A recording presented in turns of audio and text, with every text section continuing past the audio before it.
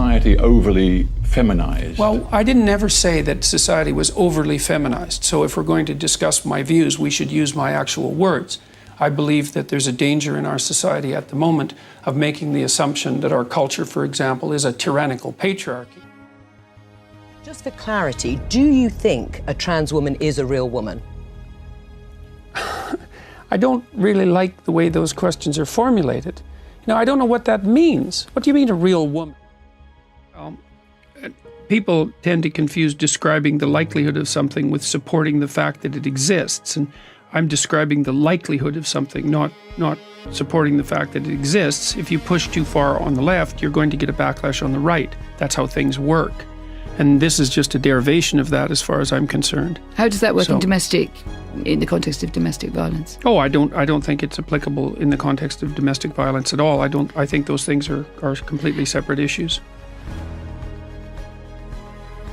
Let's have a real question. Can men and women work together in the workplace? Yes, I do it. How do you know? Because I work with a lot of women. Right, well, it's been happening for, what, 40 years?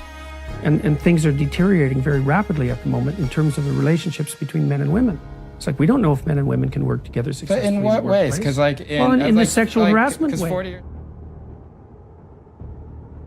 That there's plenty of evidence if you look at all the stories that are coming out. Do you not feel like any of the stories that you've heard about what Hollywood is like, do you feel like that's not evidence that this is a problem? Evidence that Hollywood is a problem? Yeah. Yeah, but when I look at Hollywood, all these people coming out of Hollywood talking about how sexual misbehavior is a problem, and I think people in Hollywood are talking about that, they've been capitalizing on sexual misbehavior for like 100 years. Why do you think it is that so much of what you say is so very popular with the alt-right? It isn't. And you don't have any evidence for that at all. Any more than the evidence that alt-right people watch this show. Neonite website, Saviour of Western Civilization. Oh, well, that was all taken apart today by a number of Jewish publications, by the way, showing that, first of all, that was all satirical commentary on the part of the alt-right, directed at taking me down, for example. And there was an alt-right article yesterday published saying that I was a Jewish stooge and shill. So, well, this is absolute nonsense, and I don't appeal primarily to the alt-right. There's no evidence for that at all. It's the proclivity of... I never said primarily, Jordan. What I'm interested in is why you think that you get the reaction that you do from the alt-right. Looking at, the Cathy Newman documentary. What reaction? Interview. There's 10 million people watched that and commented on it. I'm talking about what I saw, and I'm curious to know what your reaction was to the glee with which the alt-right seized upon that. Well, I don't accept. Should we deal with the death threats? I mean, she had, I think, a dozen. I don't accept the concept that it was the alt-right that was doing this. There were 10 million people who commented on that video, and about 95% of them commented negatively on Cathy Newman's behavior. You think there's 10 million alt-right trolls watching that? I mean, that's my idea of the patriarchy, which is a system of male dominance of society. Yeah, but that's not my sense of the patriarchy. So what's yours? Well, in what sense is our society male-dominated? The fact that the vast majority of wealth is owned by men, the vast majority of capital is owned by men. Women do more unpaid labour. A very tiny proportion of men, and a huge proportion of people who are seriously disaffected are men. Most people in prison are men. Most people who are on the street are men. Most victims of violent crime are men. Most people who commit suicide are men. Most people who die in wars are men. People who do worse in school are men. It's like, where's the dominance here precisely?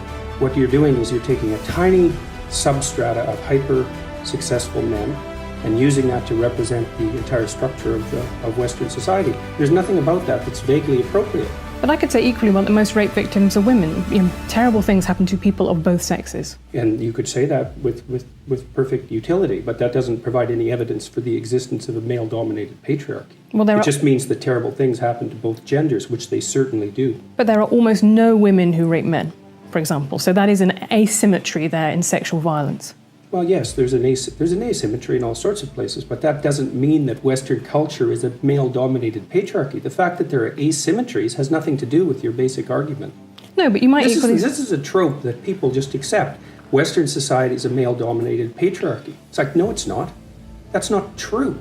And even if it has a patriarchal structure to some degree, the the fundamental basis of that structure is not power, it's competence. Like the analysis that was done by the American Psychological Society, which looked at 45 analysis of whether there's sex difference over 20 years. And its conclusion was that men and women are basically alike in terms of personality, in terms of cognitive ability, in terms of leadership. But what it did find was that media depictions of men and women as fundamentally different perpetuate misconceptions, as does workplace bias. Oh God, so it's my fault. So, no, well, you know, you're leaving soon. It's okay. Men and women actually are more the same than they are different. But the issue is that small differences at the population level can turn into very large differences at the extreme. So, for example, men and women are broadly similar with regards to aggression, although men tilt a little bit more towards aggression. So that if you picked a random person out of the population, male and female, and you guessed that the male was more aggressive, you'd be right 60% of the time. But if you take the 1 in 100 most aggressive people, they're all male. And that's why the overwhelming proportion of people who are in prisons are male. Now, do you want to equalize that, just out of curiosity? What about bricklayers? They're 99% male. And we've got about 3/4 of the population now in universities in the humanities and social sciences are female. Yeah. Are we going to equalize that? And men work longer hours, they work more dangerous jobs, they're more likely to move, they're more likely to work outside, they're more likely to participate in jobs in the STEM fields that are scalable, they make more money for those reasons. And that's all hidden under the idea that the reason that men and women make different amounts of money is because of their gender. It's a very simplistic analysis. I mean, otherwise, why would there only be 7 women running FTSE 100 companies in the UK? Why would there still be a pay gap, which we've discussed at length? Why are women at the BBC saying that they're getting paid illegally less than men to do the same job? Well, that's not fair, is it? Let's go to the first question. Those are complicated questions. Seven women, repeat that one. There's 7 women running the top FTSE 100 companies in the UK. Okay. Well, the first question might be, why would you want to do that? Why would a man want to do it? I mean, there's a lot of money, it's an interesting job. There's a certain number of men, although not that many, who are perfectly willing to sacrifice virtually all of their life to the pursuit of a high-end career. So they'll work. These are men that are very intelligent. They're usually very, very conscientious. They're very driven. They're very high energy. They're very healthy. And they're willing to work 70 or 80 hours a week, nonstop, specialized at one thing to get to the top. So you're saying women are just more sensible. They don't want that because it's not a nice life. I'm saying that's part of it, definitely. And so I work So you don't think there are barriers in their way that prevent them getting to the top of those companies? Oh, there are some barriers, yeah. Like men, for example. I mean, to get to the top of any organization is an incredibly competitive enterprise. And the men that you're competing with are simply not going to roll over and say, please take the position. So let me come back to my question. It's absolute all-out warfare. Why is society overly feminized? Well, I didn't ever say that society was overly feminized. So if we're going to discuss my views, we should use my actual words. I believe that there's a danger in our society at the moment of making the assumption that our culture, for example, is a tyrannical patriarchy, which it is in some small part, and that any active engagement on the part of young men in particular is indistinguishable from an unacceptable power and dominance drive, which I don't believe. But surely all of that is inappropriate and incorrect. If much of the power and authority over a very long historical period has lain with men, isn't it only inevitable that some men will get a little hacked off when women are given a stab at something approaching equality? Well, that could be inevitable, but that doesn't make it right, and it's certainly not something that I support. So So you think men's resentment is more important than women's effort to attain equality? I'm not in favor of resentment at all. I think that if you're resentful, something's definitely wrong.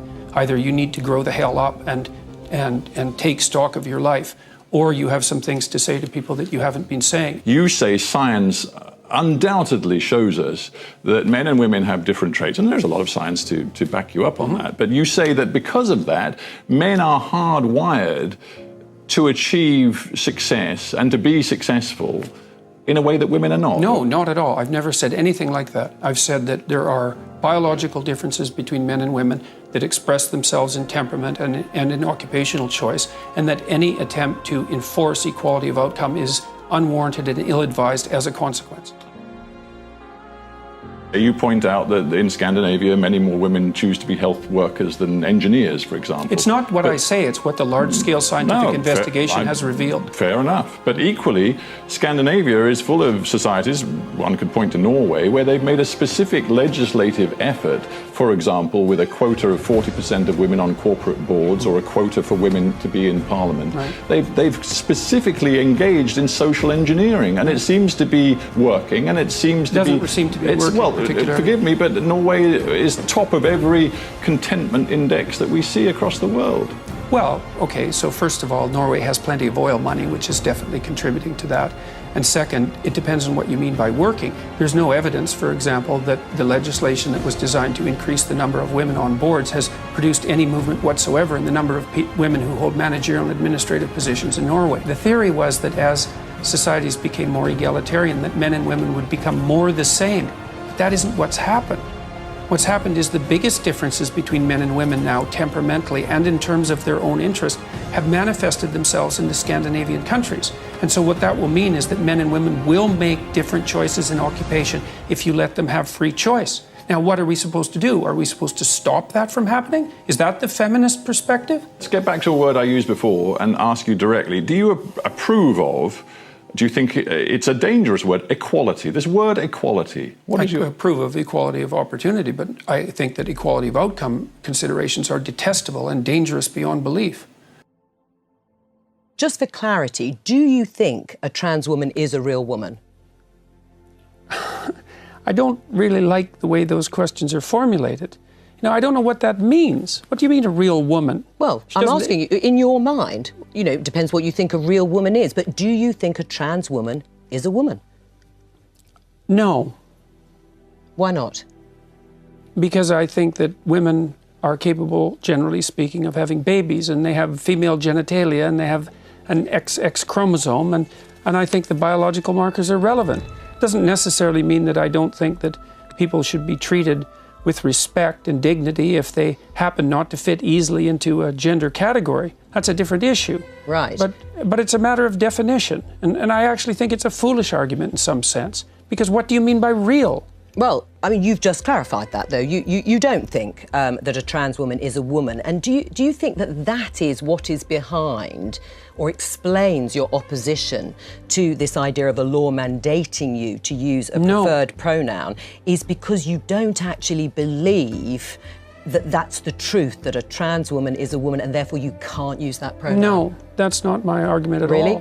Yeah, really. My argument is that the government shouldn't compel voluntary speech. No, but I know what your argument is, and no, you've but made that's it very really clearly. It. No, but that's exactly it. There's but the no motivation There's behind no motivation behind it. But you don't believe I wouldn't a have trans put woman is a woman. everything on my online in my life to take the stance I did unless I had thought that through very deeply. And I've thought it through very deeply. There aren't hidden motivations that have to do with some arbitrary prejudice against trans people. Okay. It's pure and simply this. There's never been a time in English common law history where the government compelled speech, and the Canadian government dared to do that. And that was unacceptable. And they masked it with this show of compassion for the oppressed, and I don't buy it. Everybody has a lot to gain by greater equality. Now, whether you get the equality of outcome that you want, I think only time will tell. But certainly, equality of opportunity is very important. And actually, we can agree on that. And a lot of men would benefit from that. So I think a lot of men are having a lot of crises at the moment in terms of mental health, suicide issues, their own sense of identity, because I think some of the stereotypes put on men are quite limiting for them as well. I think they make men quite unhappy as well. The devil's in the details with regards to equality, because I'm an advocate of equality of opportunity. But I think the idea outcomes, that's an appalling doctrine. Why?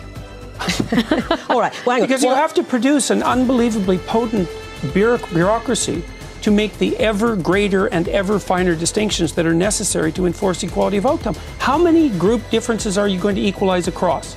Is it just gender and sex? How many genders? No, so gender and ethnicity? How many genders? I think how many ethnicities? How many races? I think we have a long way to go to see where it plays out. There is no country in the world where, you know, we really do have gender equality properly yet in terms of real decision-making and real Some of the power. Scandinavian countries, maybe? They're still not quite there. And I think you've spoken a lot about this. There's still a way to go in Scandinavia. Things are not perfect in Scandinavia I haven't spoken at all. about that specifically. I've spoken about You spoke about the right stuff yesterday. You talked about the Scandinavian. Well, I've spoken about the fact that, see, one of the things that's happened in the analysis of the differences between men and women is that the social constructionist claim is that the differences are socially constructed, right? Is that it's a consequence of environment that men and women differ. But what the scientific literature indicates is that as cultures become more egalitarian, like they have in Scandinavia, the differences between men and women actually increase rather than decreasing, which is a direct repost to the social constructionist view. So they just deny all that. The biggest differences in the world in interest and temperament are between Scandinavian men and women. It's exactly the opposite of what everyone predicted. Now, when I go, wherever I go in the world, people come up to me and they're usually, I wouldn't say they're happy to see me. They're often in tears. We can do whatever the hell we want, and we're telling you, you better go get re-educated or you face a disciplinary hearing. The rise and fall of Jordan Peterson's career is a cautionary tale to the dangers of speaking truth to power. The legacy media types they're done. They're so done. It's happened so fast. I notice among young people that the legacy media, the big magazines, the newspapers, the TV stations, the radio stations for that matter, all of whom had a monopoly on this kind of information flow, are so dead to people under 30 that it's as if their death isn't even noticed. The backlash against Jordan Peterson was swift and severe, a sign of the times that we live in, where one misstep can lead to a public vilification and the loss of everything that you've worked your entire life for. The Ontario College of Psychologists, which is the board that regulates the practice of psychology in Ontario and hypothetically protects the public interest, has levied a series of what are, in essence, lawsuits against me for unprofessional conduct pertaining primarily to my social media communication. They have decided in their wisdom that I am to be required to undertake a series of re-education lessons designed to ensure that I communicate in a manner they deem appropriate. And I have told them that there are no circumstances I can imagine under which I would be willing to do that. And the next step is to bring me before a public disciplinary hearing and then to suspend my clinical license. What happened to Jordan Peterson is a chilling reminder that even in a world that values free speech, there are those who will stop at nothing to silence those with whom they disagree. And I've also been trying to figure out what I'm doing with the podcasts themselves, because that's really what I've been doing a lot of for the last 4 months. And I listened to this. I was interviewed by a Wall Street journalist last week, and I asked him what he liked about podcasts, because he listens to them a lot, and he said, I really like to see where they're going. And I thought, yeah, that's exactly it, because in a legacy media interview, everything is scripted, and you're never talking to a person. You're talking to the corporation, essentially. And I'm not being cynical about that. It had to be that way because bandwidth was so expensive. But now you can sit down with someone and you can risk exploration. Of course, that's what Joe Rogan has been doing so well for so many years. You can risk exploration. You can have two people having a genuine discussion about a complex issue. And so they're engaging in dialectical thinking. And if they're good at it, they're modeling it. So they can model high quality dialectical thinking and pull people along on an exploratory journey and make it permanent. And that's completely revolutionary. That's never been possible before. And the possibilities are limitless. And then, sorry, I'm going to rant about this a bit because I am so continually staggered by this. The next thing is you can take those conversations and you can chop them up into 30-second pieces, minute-long pieces, 5-minute-long pieces, 20-minute-long pieces, and each of those can find a specialized home that can attract millions of views. And so it's as if you could write a book and sell it by the sentence. It's really something. And I can tell perfectly well when a podcast discussion is going well, and it's a dance, right? I mean, there has to be this continual reciprocity, and that requires you to attend very carefully to your guest and to listen. I have some trouble with not interrupting because for a variety of reasons, but some of that's the technological lag produced by Zoom and Skype. It makes you a little less, the dance is a little more awkward because the timing is off, but it's really fun when it works, and it's working much of the time when I'm talking to my guests. It's really exciting. In 2 hours, you reveal your hand, and everyone can see it. You reveal the weaknesses and strengths of your argument. You reveal the weaknesses and strengths of your character.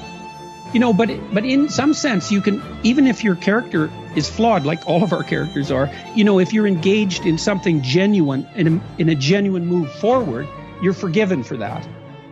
Right? If you're actively rectifying your evident flaws during the discussion, people will forgive you for your flaws. But YouTube and podcast long form seems absolutely unforgiving of any falsity, as far as I can tell. I mean, sometimes we do some editing. There's two conditions under which we'll edit. One is just to edit out some technical glitch. We also allow our guests the option of not having something they said broadcast if they believe they've made a factual error or addressed an argument in a misleading way. And that's a little bit more of a moral quagmire, but our thought is that if we allow people that veto power to begin with, they're much more likely to be loose and to take risks in the exploration. And we've had to cut virtually nothing except, I think, 2 factual errors of a few seconds. But it's so interesting because in the comments section, if we ever edit anything, there's skepticism right away. You can make mistakes, but if you're bargaining in good faith, the audience will forgive you for your mistakes. So, but you're punished brutally if you're false. So, and I don't know about you, but I'm really attentive to the comments. I watch how people are responding. And, you know, if 10 people point out something, I'm still working on this proclivity to interrupt, but if 10 people point out something, I try to address it. My team tries to address it because, well, why not? You know, I mean, you're probably doing something wrong at some point, and enough people will tell you. It's tricky. Worse than that, people underestimate the significance of this because we're not having a fight about who has the right to speak freely. That's nothing. That's a peripheral problem, even though that can be serious in and of itself.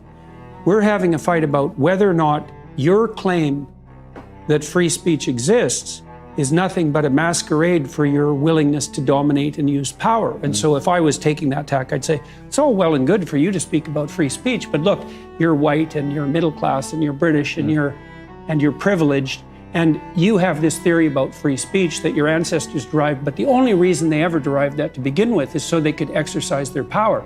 There's no such thing as free speech. That's just a lie to mask a power claim. And that's a way worse cynical criticism of the notion of free speech.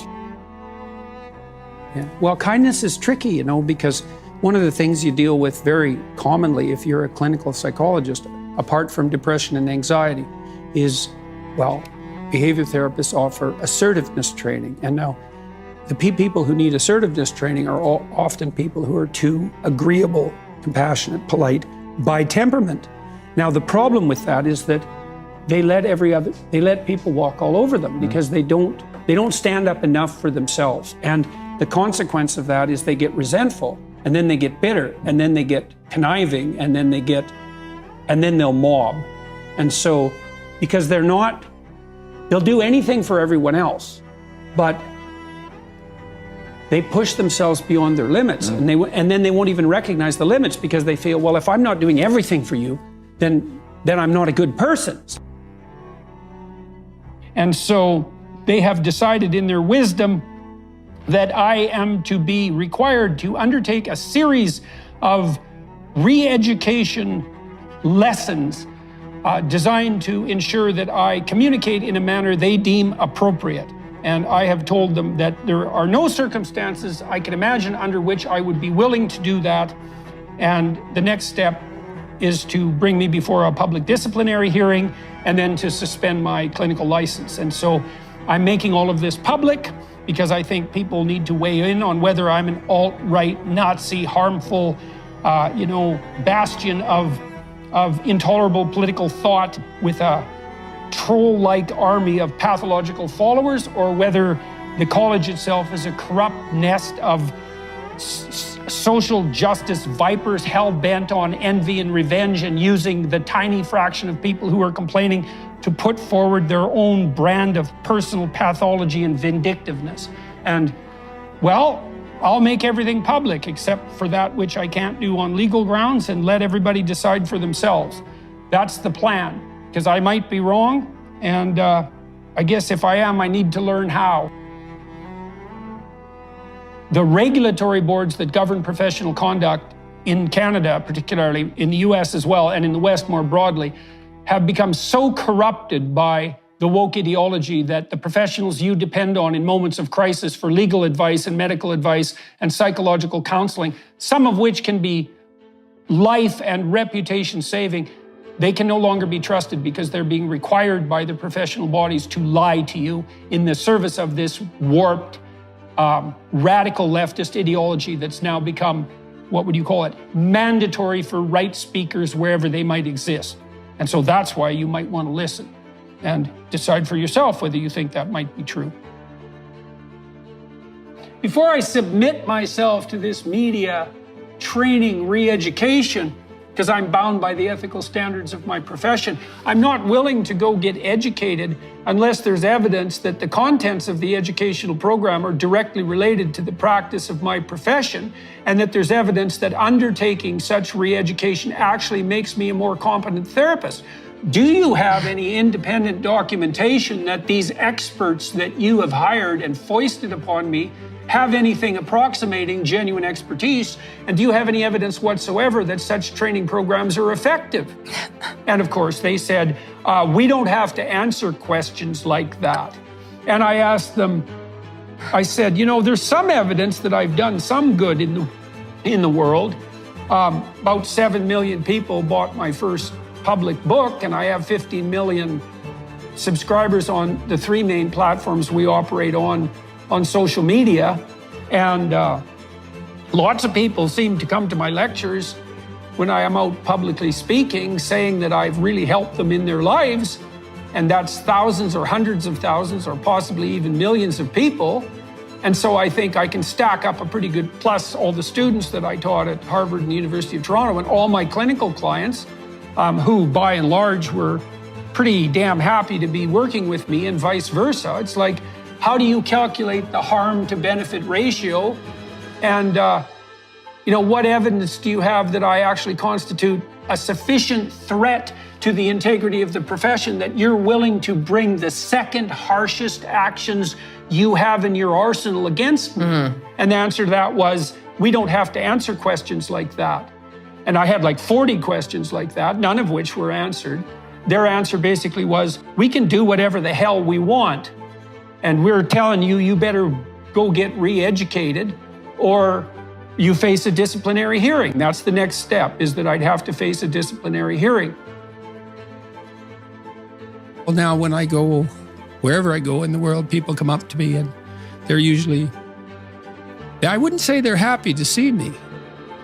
They're often in tears, and they often have a pretty rough story to relate. They were suicidal or nihilistic or homicidal or trapped, desperate, and they tell me that real fast. And then they say, I've overcome that to a large degree, and thank you for that. And you think, well, that's really something to have that happen over and over. In some ways, you might think, well, how could anything better possibly happen to you than to have people come up to you all over the world, strangers, and open themselves up like that, like they're old friends so quickly. But at the same time, it's an awful thing, because you see, even in the revelation of their triumph, the initial depth of their despair.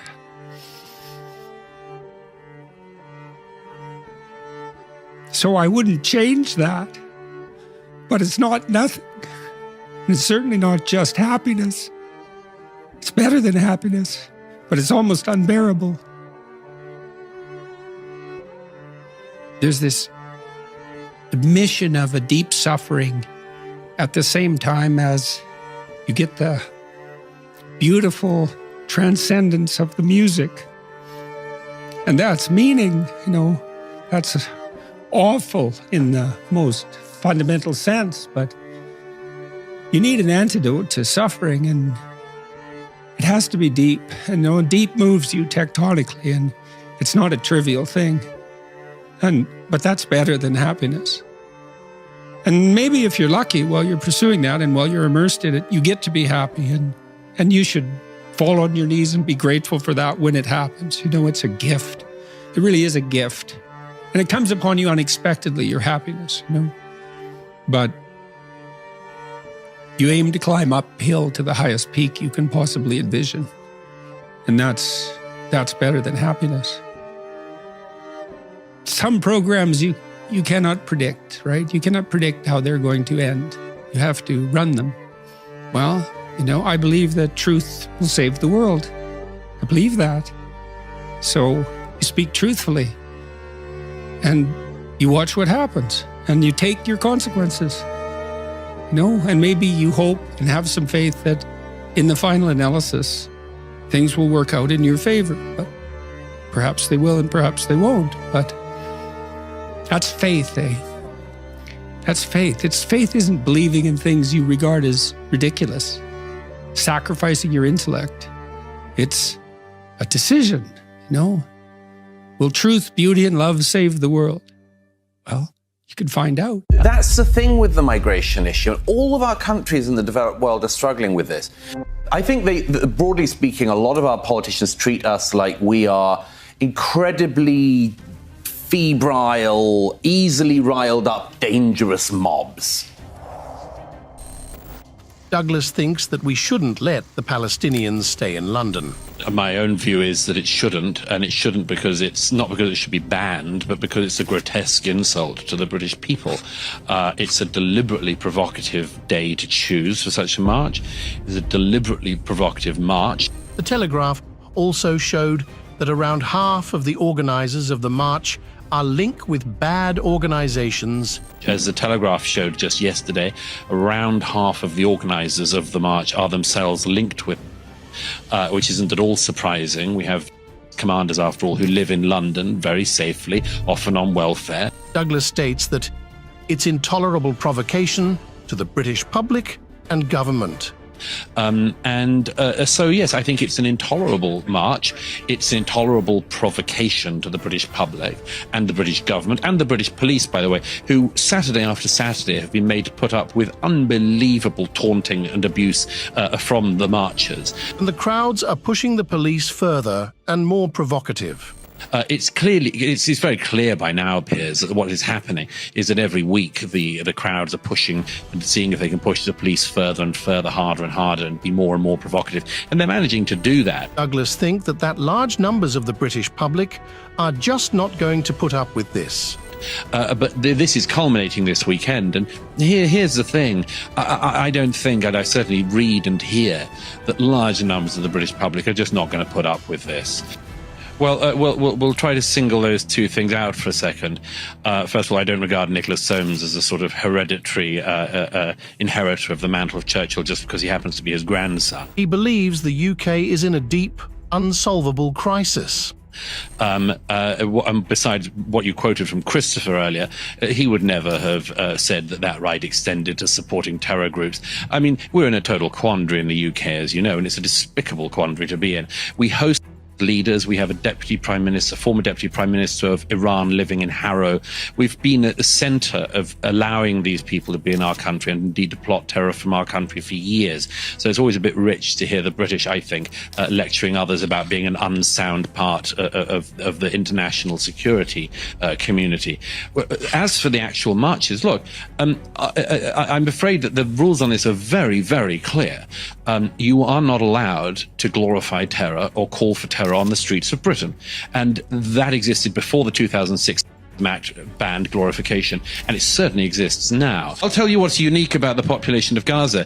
It's the only population in the world where people routinely claim are committing genocide, but which has a population boom all of the time. I mean, that strikes me as being quite an interesting thing about the Gaza. But as for the moral community, I want to make a very, very important point, if I can say so, on this, which is, people quite often abuse history, and they say things all the time, like, about the only thing anyone from history knows is about.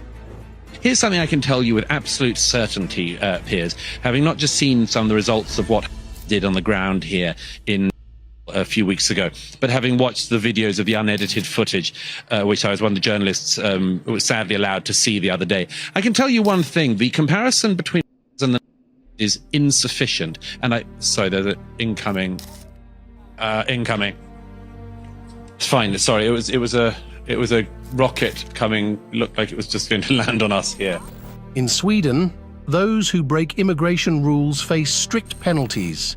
As you say, this is in 2015, the Swedes opened their borders. They said it's incredibly important to be open-hearted and generous to the world and so on. But what they did was, as we just heard in the previous segment, they did what a lot of governments have been doing. You effectively punish people who come to our countries legally.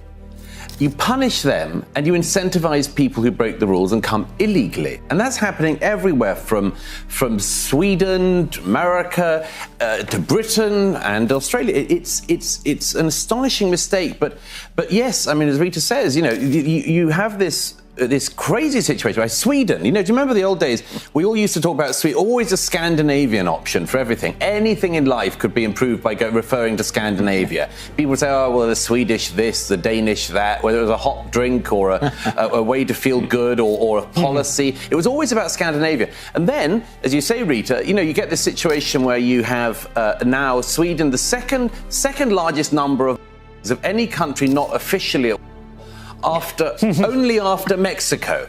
Only after Mexico. And if I'd have said to you 10 years ago, what do you think about when you think about Sweden? Like me, you'd have probably said, well, I know, hot drinks, overpriced food, but nice people, or rather cold. You wouldn't have said, the traditional Swedish. Never forget the intrinsic importance to our culture of grenades. But that's the case because they just didn't care about who they let in. And it meant that they were letting in military-aged males who very often lied about their age. And, none of this, there are legitimate asylum seekers in the world. Those people are completely stripped of their capabilities and their rights. When you allow, as I've seen this in Sweden myself, big bearded guys in their 20s who say, oh, I'm a child migrant, allowed into a school and so on, and they just lose control of everything. But, that's the thing with the migration issue. All of our countries in the developed world are struggling with this. Millions worldwide are desperate to migrate to safer nations. There are millions upon millions of people in the world who want to come to relatively safe, liberal, democratic countries like this one, like Britain, like America, like European countries. And the question is, are we able to step up to that challenge and actually bring in people at a reasonable rate, or is that too difficult for our politicians? Well, that's right. I mean, we know, James, don't we? We know the values of this. We know the reason why people come to our countries. There is no movement the other way. I mean, I always say, when the boats were coming to Australia with illegals from other parts of this region, it wasn't like they met boats the other way of Aussies desperately trying to flee the oppressive, conservative or otherwise government in Australia. The movement is always one way. I mean, you don't even get people moving from Britain to France on the boats. It's always France to Britain. People want to move up through Europe. When people cross the Rio Grande, when these Mexican cartels and others take